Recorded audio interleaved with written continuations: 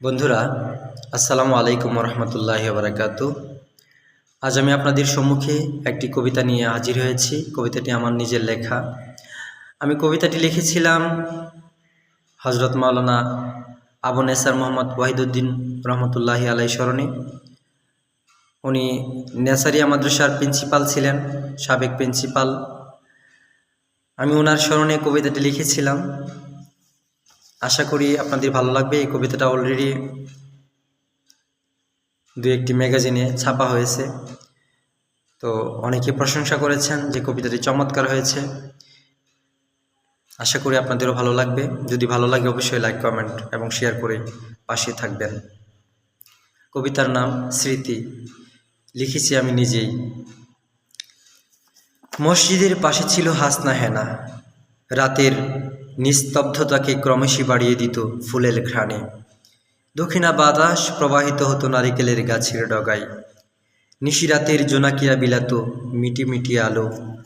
ঝিঝি পোকার শব্দে শোনা যেত আল্লাহ আল্লাহর জিকির। লিচি আর কাঁঠালের মৌ মৌ গন্ধ ছড়িয়ে যেত সবখানে। জিন পরিদের আনাগোড়া ছিল মাঝে মাঝে। মধ্যরাতের ঝিরঝিরে হাওয়া আর বৃষ্টিতে দুল খেত কচুরিপানা ও বেলফুল। মাঝে মধ্যেই শোনা যেত অপরিচিত কোনো বিরহী পাখির কণ্ঠ। মিনারের তলে তিনটি কবরের পাশ দিয়ে বয়ে যেত সুবিমল আবহাওয়া।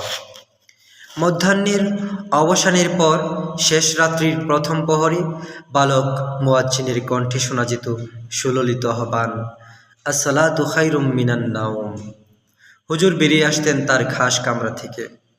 উজু করে খুশুকুজুর সাথে পড়ে নিতেন দুরাকাত নামাজ। তারপর দাঁড়াতেন জামাতে।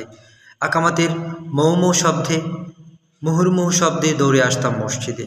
শুরু হতো কোরআনের মোহনীয় তেলাওয়াত। সুরের মূর্ছনায় আমরা হারিয়ে যেতাম মক্কা মদিনা, সাফা মারোয়া, রাসূলের স্মৃতি বিজড়িত এলাকায়। মনের মাঝে খুঁজে পেতাম শান্তির পরশ।